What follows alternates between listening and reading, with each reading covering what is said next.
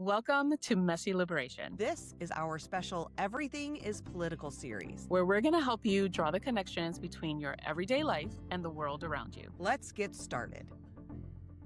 We are back with another episode of our series, Everything is Political. And today we have two guests with us, Gwen Nolan and Erica Clahar. We're going to be talking about waste, garbage, food waste, clothing waste, all kinds of waste, and how that the intersections of that and how that affects not just day-to-day life, but climate change, all kinds of things. We're going to give you guys a moment to introduce yourself. Erica, I'm going to start with you. If you just tell us who you are, what you do, why you're part of this conversation, and then Gwen, you can just jump in whenever Erica's done. Okay, so my name is Erica Clahar. I am from New York City. I'm living in Atlanta. I am the executive director and founder of Uni Feeds, a food waste nonprofit. We pick up surplus food and we distribute it to people who are food insecure. And I am here to talk about food waste and why it's political. Thank you for inviting me. Awesome. So I am Gwen Nolan. I'm the founder of Mother Compost. We are a food excess recycling organization operating in the greater Philadelphia region. I started the company about 7 years ago, and we've diverted about 5 million pounds of food waste from landfills and incinerators in the Philadelphia region. And really, I'm here to share what I know about the current waste management structure and why it is very political, different solutions that are happening right now in the world, and the work that Erica is also doing to keep food out of the waste stream is really important. I just want to say that number you shared when you said 5 million pounds, right? Was that it? 5 million pounds. And that sounds like such a huge number. And then for you to say that's just Philadelphia and that's just a small part of what you're able to, I think it starts to illustrate just how much. And that's specifically food waste, which is, I've interviewed Gwen in the past. And for that, I did research and I learned that food waste is like the number one source of like what's in the landfills of waste. And I don't think we often think about that. I think it's also, we think it's a banana peel, it's like compostable or whatever. So it's fine. But that stuff is filling up landfills. And number one, to speak to what Erica does, it's food that is edible. It could be in the mouths of people who don't have access to food. And two, it's something that maybe is compostable, but because it's not going through those right procedures, we're putting it into the trash can and it's going into landfill. It's causing all kinds of issues. I don't have a specific question other than I just want to point out for people how big of an issue food is when we talk about waste. I think often when people think about waste, they think about other things, right? They're thinking about like clothes and wrapping and, plastic, and plastic is certainly a huge issue, not to any way downplay that. But I don't think we often think about food. So I don't know if either of you wanted to speak to like how big of an issue food is when we talk about waste. I mean, it's the single largest category item we throw away in the United States. It's like roughly 148 billion pounds a year. So here in the US, we throw away 40% of our food supply every year.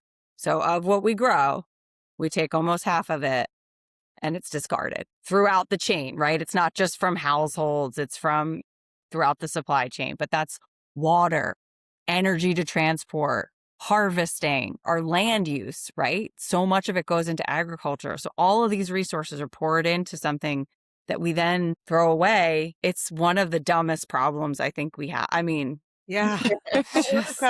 How many do you know how many food insecure people there are in the US? I mean, if we're talking about 40% of our food is going into a trash can. I could tell you in Georgia, it's between 1 in 7 and 1 in 8 people are food insecure. So quite a lot. If we had 4 more people on this panel, somebody in that group is food insecure. So that's how serious it is, at least in Georgia. Wow. I think it's like 40 million throughout the US. And that's also like, think about the data, right? Those people had to say that, that's also a chronically underreported issue. Right? Yeah. And some people might not be comfortable like self-identifying as being food insecure. Some people might not have access to those kinds of surveys, right? To identify themselves as food insecure. So that number could be even more. Who knows? Yeah. Can you both share a little bit about like how you got into this work? Like what was the tipping point for you in understanding that an issue that needed your specific attention, right? Like what kind of put you over the edge there? Good, you want to go first on this one? Okay, so I was volunteering at an event. I was like really minding my own business. I was at an art event with the city of Atlanta, and at the end of the event, they were throwing the food away. I'm a creative. I have a marketing degree, so this is not like a thing that I was into. It was just an event. I'm like, why are we throwing away food? Why are we wasting the food? Let's give it to someone. That was just my initial thought, like, and they were a little bit hesitant because they didn't, they were scared to give the food to the people, right? Or to anyone, really, honestly. They were afraid to give it because they didn't know, neither did I know at the time, right, that there's a law that was enacted in 1992 by then President Bill Clinton, which is the Good Samaritan Donation Act. So they didn't know that, neither did I, but they didn't want me. I had on a t-shirt because I was volunteering. They didn't want me to have the t-shirt on just in case. They didn't want any affiliation. So if anyone got sick or anything like that, they didn't want to be represented. They didn't want the liability or anything. So I got into it really on a whim. I didn't want the food to be thrown away. So I took it to a nearby park where I knew there were some unhoused folks, gave them the food, and really it kind of started from there. It was like, okay, this was easy, this was simple, and this is good stuff. And then you learn, like when I was out there pretty much serving, they were people who had different dietary restrictions. So I got to know and understand that everyone does not eat meat. Everyone has different things going on. And so it kind of got me, my wheels turning, and said that I wanted to do this again. I wanted to do this. And I still at that time did not even know that that was food waste and that was redistributing food, all of the terms that exist. And that's pretty much how I got started with it, with Uni Feeds. It wasn't even a business at that point. I was just doing it as a civilian, giving out, what was left.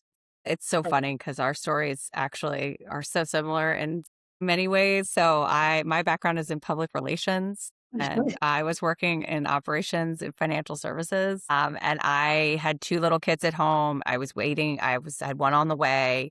My kids didn't eat anything. So I was throwing away just an absurd amount of food at home. And it was driving me insane for all the reasons. And I spent one lunch hour just kind of going down the wormhole of like, well, how big of a problem is this? And it's huge. And as we've discovered here today, it's enormous. And composting, short of getting edible food into the mouths of those who need it. For me at that moment, I was working a full-time job. I was about to have 3 kids. We had a home. I was completely underwater. And so I was trying to compost at home, but a lot of what my kids were generating, like half a grilled cheese and things like that, I couldn't actually put in my backyard system. So I just came to the realization that like composting is sort of the last line of defense, right? Like this is a way we can at least recover the resources in our food, the nutrients, the water, and get it back into our soils, which are also like desperately in need of nutrients. And I like still can't figure out what happened in my brain when I was like, I don't have time to compost at home, but I'm going to start a company so that it make it easy for more people to compost. Like I'm going to blame that on hormones because I really like that. I can't get back to that version of Gwen and what she was thinking. However, I really think at the heart of it, like I looked at my babies' faces, and this is a moment where you're like, we do have the iceberg warning in our hands, right? Like we do know. We know what we're doing to our soils. We know how big of a problem trash is. And it's so, Becky, to your point, it's so huge and scary that most people shut down. The second you say 3 million tons a year, people are like, I don't even know what that number is. I'm out, right? Yeah. I can't wrap my head around it. At some point, I imagine my kids will sit me down and tell me all the things I did wrong, both as a parent and as a generation. And I need to be able to say that, like, I really tried. It may have been my sandbag against a tsunami, but like I showed up and gave it my best effort. And that's really where, so I emailed 10 friends and I was like, I have this idea. It took me like 8 months. And I started like buying domain names before I even told anybody about it. Like the next year I was like, wow, you really were like creeping. And, at the end of that process, what we discovered was that like 7 out of the 10 people who were composting for a month, they're like, I did feel better. It was something I could do every day to reduce the amount of trash. And it made me feel better. And I think that's, to me, composting is a great entrance into like, let's create less waste. Like, here's a really start here and then see what. You're both really inspiring in this, like, seeing a problem and saying, moving into how do I help solve it. I love stories like that, and no surprise, it's often women, I My feel like, God. especially who aren't like, I see a problem, how do I monetize this? That feels like the male track. Yeah. This track of men, women seems to be, I see a problem and I just want to be a part of the solution. So I really love that. And I honor that you both have done that. I wanted to talk, and we may bounce around here some because Taina may want to go one direction. I may want to go another. So please bear with us. But one thing I've been thinking about a lot lately, because I live in St. Louis and we have a landfill here that's made quite a bit of news because of the runoff into um, a creek, the runoff that comes from the landfill, how it's been affecting local water supply. It's Coldwater Creek. There's been a big issue. We've had EPA in, we've had all kinds of people in. Our senator, who's useless, but in this one issue, has at least been trying to fight around how do we take care of this, because the communities that have been most affected are communities that are predominantly Black, Yeah. right? But the runoff is coming from areas that are predominantly white. And I think this is an issue that is pretty common. And I'm wondering, as you have both been learning more about the disparities that exist inside of this issue. I mean, obviously, there's disparities around food insecurity and those needs, but I imagine there's also disparities you've been noticing about who gets access to the best quality trash removal. And we don't even I think most people with privilege don't probably even think of that as a thing. But there is a difference in who's getting the best kind of composting options available to them, or getting, recycling options available to them, and not whose trash is being prioritized to even be picked up. And then also where that trash is going and where the runoff and things like that are going, like the downstream literally effects of waste and the disparities there. So I don't know if either of you have had much exposure with that, but that's been on my brain a lot because it's been such an issue here in St. Louis. I'll say that I would in wealthier areas where there is more money and lighter complexions, the trash is probably picked up much consistently, much and on time. So that's one. And you talking about trash and you get into pollution and stuff like that. And there are more public trash cans, there are more recycling options in certain communities. They're not even recycling. So, just think about that. And then in other communities, there's illegal dumping that's happening as well. I see it a lot in different communities where there folks are reporting it, but it's still happening. So those are things that folks don't even have to worry about. The streets are cleaner because the infrastructure supports it. So there's a lot of different things happening versus in Black communities, there's fewer public trash bins. So the litter is more visible. And so says this community is okay with it. It'll be a slower, inconsistent pickup in terms of trash. So you see it happening in different ways that it seems you don't even really know it's an issue until, it's an issue until it's brought up and you're like, okay, well, I didn't even realize what's going on in other communities. But you see a delay in services, for city services because, whatever is happening. So more folks are active, also sometimes white folks are a little more persistent about this happening in their community, or if where there's income, where there's wealth, which is really, I think really important, is the wealth disparity dictates how a city is run, what's happening, what's not happening. And so you just see it there. It's just the power play. You really don't have money. You really don't have power. You're working. You don't even have the time or the energy to even respond to the lack that's happening in your community, especially as a collective. There's always one, two, or even a few that complain, but the voice is not loud enough as a collective to make anything really happen. And then are they really listening to you when you're coming in as two or three, or a few? I think there's louder, more demand and more push when there is more people to push it, actually. I totally agree. And we see some of that play out up here in the Philadelphia region as well, Erica. And I want to be really transparent. So I started this company on the main line of Philadelphia, which is one of the wealthiest areas in the country. And, we designed our service to make it easy because I was literally like, every working mom, I'm trying to get that subset of the market who's like, I'm in, but it needs to be easy and not gross or I'm out. Like I can't. And that's kind of been our sweet spot, but it also has priced our curbside services high because we have to spend more time cleaning these containers on site. And we want to work in different communities and have more community bin, like bring your scraps to us, right? Because it's super efficient for us, and it's still then residents can participate. But we got some pushback at the state level, so we kind of have to reimagine how we deliver services to different areas at different price points at this moment. We're in the middle of that pivot, but I want to be transparent in the space because that is something that we're struggling with as a company. How do we bring services to the people at the price point that they can participate? And it really involves getting involved with these townships who are also dealing with a lot, right? They're grappling with a lot. And my hope is as we see grant funding at some point come back into the space, that will be when we can get a little bit more municipal participation to kick these things off. The other thing that's happening here in Philadelphia, incineration is actually the predominant form of trash waste management because landfilling has gotten increasingly expensive as the landfills get closer and closer to capacity within a drivable distance of Philadelphia.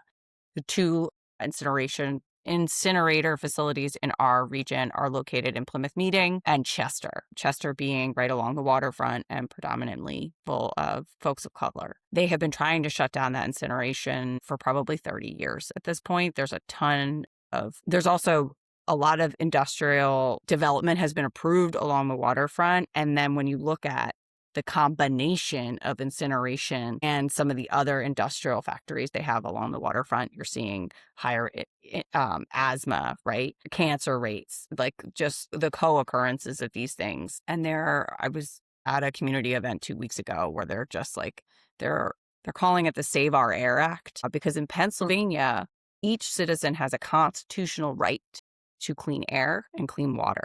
It is written into the state constitution. So there's some energy behind this renewal of incineration it's the 7-year renewal of their trash contract to say we don't want it going to Covanta anymore. However, I think the challenge is the costs will skyrocket, right? So you're seeing it play out in real time right now. There's communities fighting to get this shut down. And there's even counties where they're sending trash from one area to be burnt in another area of the county, right? Like the cognitive dissonance is deafening. So I think Philadelphia and a lot of these East Coast cities where the land has gotten so expensive this Covanta facility is not just taking Philadelphia trash. It's also taking stuff from Jersey. It's also taking stuff from New York. Yeah. I think we're really reaching a tipping point, to use your earlier language, where we need to both dramatically reduce what we're sending to these trash facilities with more effective recycling programs, posting program, like how much less trash can we create? And then can we dispose of it in a more responsible fashion? Yeah. But an expensive problem to solve, which is creating opportunity for composting because people are like, well, food is a third of what we throw away and it's the wet, heavy stuff. So if we can get that out, it should reduce what we're paying in tipping fees at the incinerator or the landfill. And it's not causing the issues at the landfill. It's not a great candidate for incineration because to light water on fire, food is like 75 to 99% water, requires a lot of energy. Yeah. Yeah. You both brought up in different parts of the conversation so far, like actual structural obstacles, right? Systemic obstacles to doing the work. Like Erica, you mentioned that your first experience with like redistributing food, the organization was wary because if someone got sick, they don't want to be sued, right? And at the time you didn't know about the Good Samaritan law, which helps to kind of cover that. As a side note, I'm curious if that law is still in effect. But okay, it is. Okay. And then, Gwen, you mentioned, the state just kind of like having to work with the state and in terms of being able to operate your business in a way that like creates access to certain communities. And I know like a big part of the conversation in terms of waste also and climate change, on a broader scale is like how much of it should be on the shoulders of the individual versus how much of it should be on the shoulders of the systemic or these structures, right? These institutions that have helped to create these problems. And so like, how do you balance that in your work? Like, how do you come to terms with that? Because I know, Gwen, you mentioned a lot of people are like, oh, 3 billion or 40 million or whatever. And it's like, your Mm. mind can't even wrap itself around that comical of a number. So your brain just kind of shuts down and you just kind of give up, right? So like how do you negotiate that in the work that you do? And how do you just not get hope? Like even like sitting here, I've been listening to you talk about both of you talk about this, and I'm just like, it's hopeless. What can we actually do? Like I've been fighting that sense of despair even just in this moment. So how do you do that on a daily basis? I mean, it's a systemic issue, really. Even going back to the trash and the original question that Becky asked, it's more like when you think about it's environmental racism, this as Gwen says, like that waste can cause illness because I mean, we look at you're in St. Louis. What state is that? Michigan, where they have Missouri. Missouri, where they have the water and stuff like that. That's an issue that could have been avoided and it wasn't. So I think the issue is not, we can point the finger at others, but it's really a everybody issue. We are the biggest proponents of food waste. We throw away more food. We buy. I know.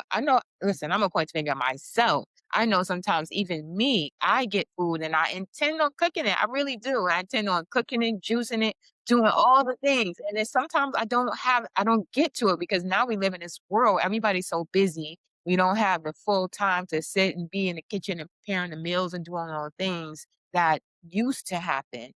So however it is that you don't get to it, you don't get to it, and then you're throwing food away. Everything comes in plastic wraps. So you buy anything, is what, it's all of this packaging that has to be then wasted. It's in plastic.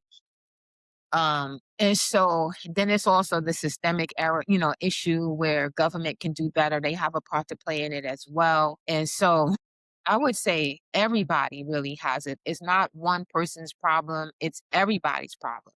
And so we can do better with, in terms of like preparing food, menu planning, doing those things on a, micro level into the macro level where, there could be better systems in place so that government and whatnot can make better decisions on how waste is handled, how waste is accumulated. I mean, just, we started off the call and when, touted the 40% of food is wasted, just because if a orange comes through or a onion comes through and is not the size that it needs to be in order for it to go to market, it's going to get wasted. And so it's a lot of when I look at waste, I think it's a waste of time that happens. It's a Hmm. waste of money. It's a waste of resources. It's a waste of so much. And now that I've gotten into the food space and the waste management side a little bit, you realize you don't want to waste anything. I don't want to waste time. I don't want to waste.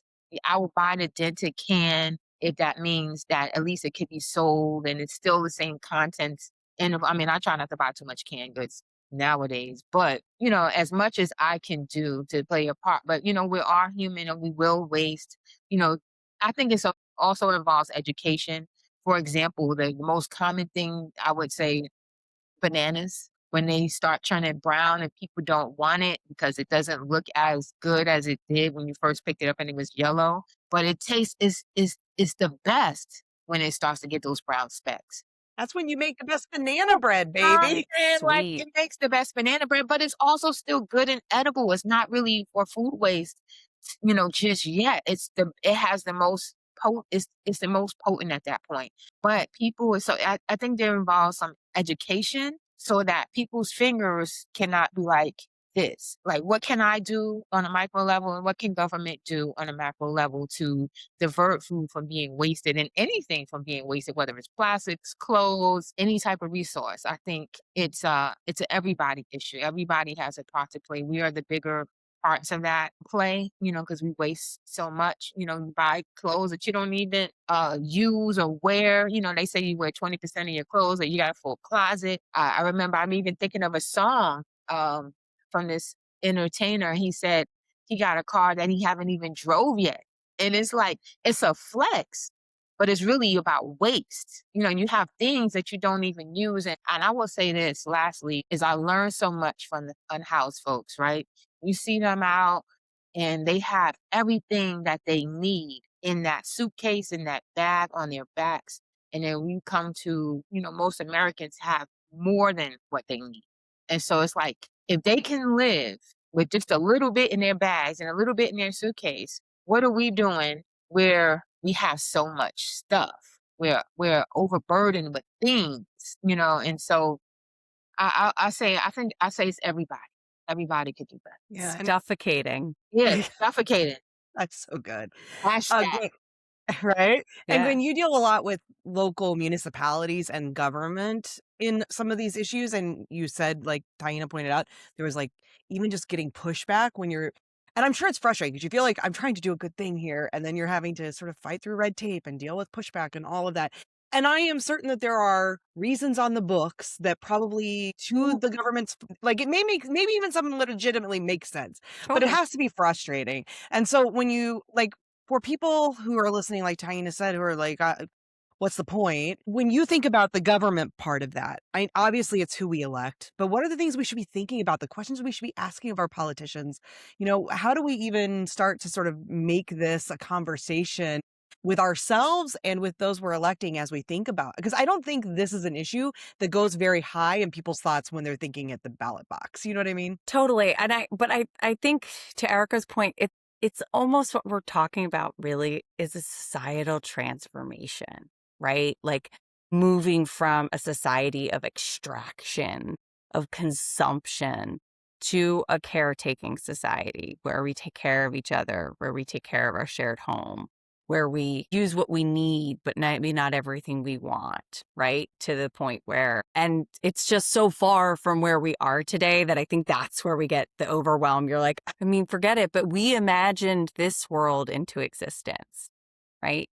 Maybe it wasn't just us and it was generations and generations of us, but it is our responsibility now to imagine the future for the generations that are coming. And I think all of us can agree that we want it to be more equitable, more beautiful, caretaking than the reality that we're all living in today. You know, Erica, you made a great point. I tell this when I teach composting to kids. I'm like, there's 8 billion species on the planet. We've only identified actually like 20%. We are the only one that creates trash. So this enormous problem that's poisoning the air and the water and is where we live, right? This huge thing is solely our doing. There's like, that is a big fact that we need I to want to jump in own. before Taina has a chance to mention Emergent Strategy by Adrienne Marie Brown, because that's as soon as you say that, because she talks about that, and also, and the other is Robin Wall Kimmerer, because both of them do such a really great job about talking about nature and the lessons it can teach us both as just humans on this earth, and in Adrienne's case more around like And business, in but also about such beautiful language that you just yes, like want to right? take a bath in it. Yes. Yeah, So because the good. whole point is to, in nature, there is this understanding that like the stream produces the water not for itself, right? The creek is producing the water for the little animals that run by and need that water. And the trees are creating shade for the animals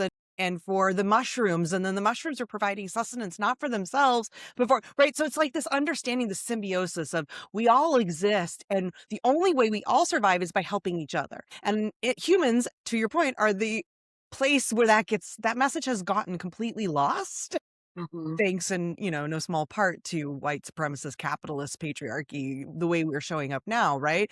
It has turned into this extractive model. And what happens at the end of extraction? There's nothing. There's nothing left. There's nothing left. You're left with nothing. Yeah. I wasn't going to mention emergent strategy, I'm but I surprised. was going to mention, it makes me think of a lot of what we sometimes talk about on the podcast, which is like this way of thinking that's more collectivist, but also a way of thinking that like honors indigenous and ancient practices of caring for each other and for the earth, right? Because when we think about, or when we look back historically, right, to how indigenous communities have survived and have lived, like there is this sense of everything having its place and nothing gets wasted as much as is possible, right? Like I think as humans, there's, like Erica said, there's always going to be some facet of waste that we're going to have, I think, just because we're imperfect and there is no perfect system for us to be able to like live in a completely waste-free society.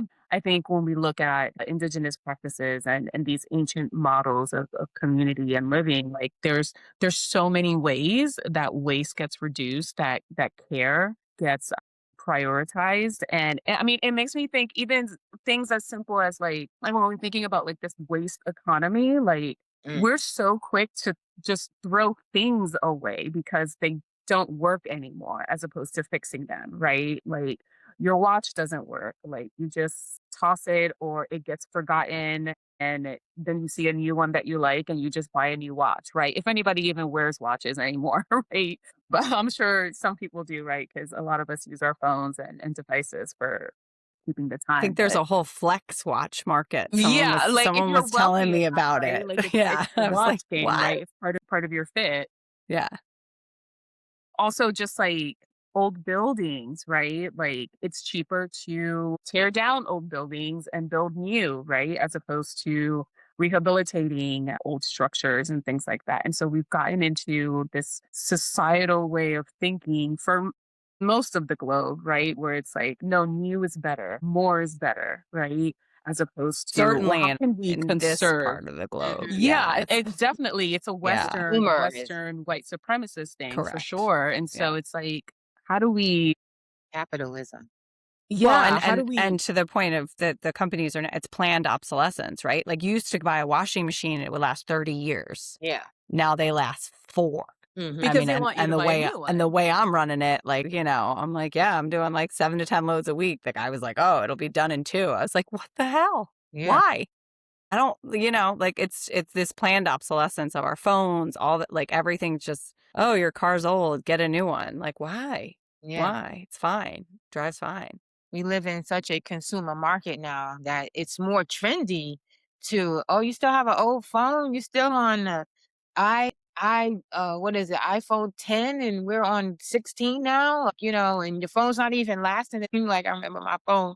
So I have a Samsung and I have the S21. I don't even know what's out now. Like my husband used to think that my phone would act up whenever a new model came out. And I'm like, I'm not caring about a new model because I'm not, one to stand on the line and wait for the new phone and stuff like that. But we do live in this capitalist world where it is more trendy to waste stuff and without even realizing that that's what you're doing, right? You're in a culture that you didn't really ask to be in terms of watches, there is a whole watch market out there with high-end watches, other watches.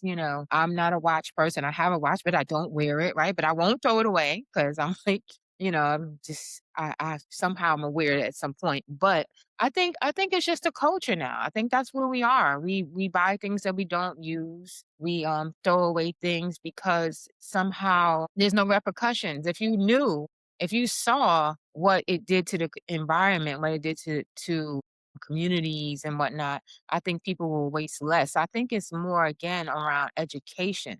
If there was an education, if you actually saw what was happening, I think people would waste less.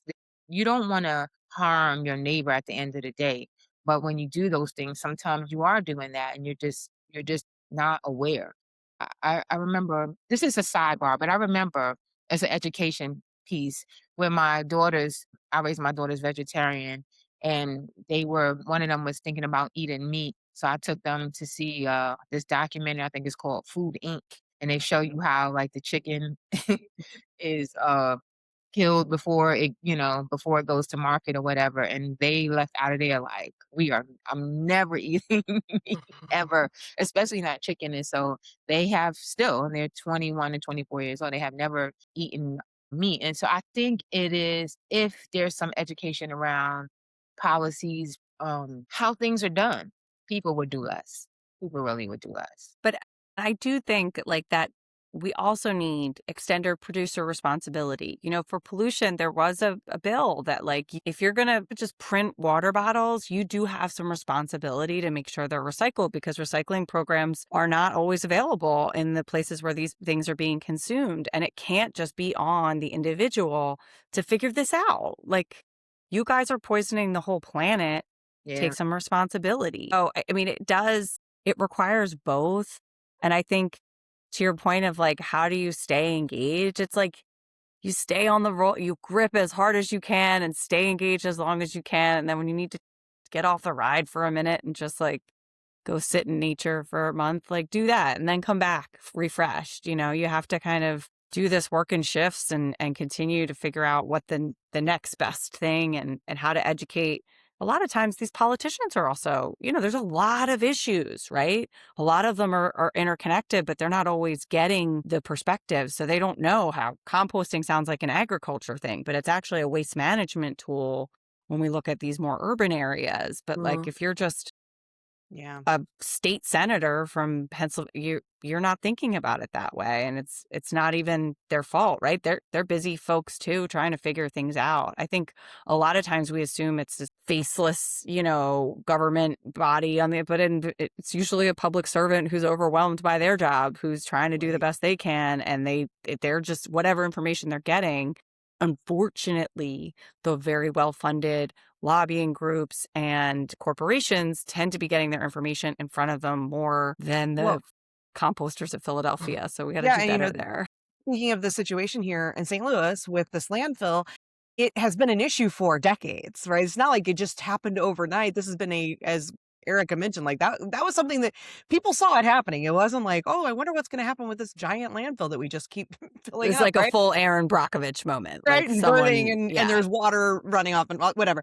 But it took, shock of all shocks, a group of concerned moms, right, as it often does, Right. to finally press the issue enough and get in front of enough, starting at the state level up until finally this U.S. senator, who is a Republican who does not care much about people. Like, I will be frank, man doesn't even live in our state. Josh Hawley, I think all of us have lots of Mm. thoughts about Josh Hawley. And this is a rare time where I have to actually give him some credit, because he finally, these moms got loud enough to a place where they couldn't be ignored anymore, and he had to start to take action. But you're right, because they have a slate of a million issues they're dealing with, many of them, Mhm. in Josh Hawley's case, ridiculous issues that don't even matter. But for them to pay attention to something, there has to be noise made, and somebody has to take that charge. But I also love the Gwen that you pointed out. It's easy for us to individualize these issues and make people feel shame for using a plastic straw, when the truth is the biggest waste creators are not us individuals, they are corporations, right? Corporations by and large create, I can't remember what percent, some astronomical percentage of the waste on this planet, right? So they are, even if we are the ones who ultimately put it into the trash can, they are creating that problem through their packaging, through the ways that they're selling things, through the planned obsolescence, all of this. So we also have to remember, like, it is at that bigger level. And like, two things can be true, as Taina and I are always Yeah. talking here about nuance. That can be true, and there is stuff that we can do at the individual level. Shop Yeah. at the thrift store, right? We don't have to buy everything new. Yeah. Start composting. Gwen, you mentioned, or maybe it was Erica, whoever mentioned that, like, it's the not seeing it. When I started composting, it was a stark reminder for me of every time I'm taking a bag of this stuff out to the compost pile, I'm looking at how much would have been in the trash can. Right. And it is that reminder for me that it does make a difference, because my family isn't that big. There's 3 of us, but every week it's probably 2 or 3 little shopping bags of Mhm. stuff that just from fresh foods. So all of those things are so important. There is that individual responsibility, even if our responsibility is not at the same level as government and corporate responsibility. Yeah. Yeah. There's something that everyone can do, like Erica mentioned. Like, I think the bigger your realm of control, right? The bigger your responsibility, the more you can do. But even at the individual level, there's definitely things you can do. I know one thing that my wife and I started doing is like freezing leftovers instead of just like letting them sit in the fridge and go bad. Mm. That way, if there's a day next week where we're tired and we don't feel like cooking, we can just defrost the leftovers, right? And so, because neither one of us knows how to cook for just 2 people, and it's just 2 of us in our No one household, does. right? It's a universal problem. Or sharing those leftovers with friends or with a neighbor. Like, we have a neighbor like right next door who's elderly, and he lives alone, and sometimes we'll share like some extra food with him, so that way it's a way to also get to know our neighbors and care for each other and whatnot. And so, as we're wrapping up, like, I wanted to just ask, like, two final questions for sure. Like, and the first one is like, what do you want for people who are listening or watching this on YouTube? Like, what do you want them to still be thinking about after this conversation is over? Like, what do you want them to take away from this? I would say that food waste isn't necessarily just about trash, it's about value. It's about what people value. If we waste food, we're saying people are disposable too. So I think hunger doesn't exist because of scarcity. It really exists because of decisions. So it's a decision that is made on a personal level, on a corporate level, on a government level, and whether it's city, local, state, whatever, it's a decision that's made. And so the question I would say is to do a little deep dive and do one thing at a time. Like you're not going to solve waste overnight. There's 11 million organizations out there, and yet we still have hunger. We still have, you know, waste management issues. So I would say just do one thing at a time and start with something small, just rethink how you look at waste and what it is and how it's harming the environment. And when you see one day it's 70 something degrees, and then the next day it's 40 or 30 or it's snowing, in an area, just think about how all those things are really connected. I mean, she really didn't leave much for me. I think like you just crushed it right there, Erica. I also I think value is something like what food is something we all agree, regardless of our political spectrum, that food is not trash, right? Mhm. Doesn't matter where you fall. Like that is something everyone can get behind. And yet it is the number one category item that we throw away. So really, what do we value here in the United States of America? And it seems like we value convenience Yeah. over everything. And I think at the heart of it, what that means is that we're all too busy to slow down and take a minute and really think about what we want. Yeah. And perhaps, I would argue, perhaps that's on purpose. So slowing down, taking time to make a choice intentionally can probably change your life. If you're like, maybe I'm not going to throw this away. I mean, I'm going to take that home. I'm going to put it in the freezer. Start really making decisions with intention. Start small because, like, if you were working out, you wouldn't try to run a marathon tomorrow. Try to walk a mile, right? Try to make it sustainable over time. And I always encourage people to follow your curiosity. There are a lot of issues, right? Food waste may not be the hill you're prepared to die on, but there's a whole lot of issues we could use some good folks on. So what is the thing that really is getting you? And then maybe follow your curiosity a little more into that. Could you go to a meeting, a community meeting? I also, we're hyper connected and yet we're more disconnected than ever, right? So where are the places you can go in your community to get true connection? Because that's where you get the good information, right? That's where you get the ability to ask questions. I think so much too, like you were mentioning, bringing things to your neighbor. I said to one of my friends at one point when I was losing my mind, and I'm like, why am I on a group chain with all my friends and we live around here and we all have kids and I have to make dinner and breakfast and lunch every day? Like, why aren't we all doing this together? I could take one shift a week, no Yes. problem. But like 7 days a week, this is bonkers. Yeah.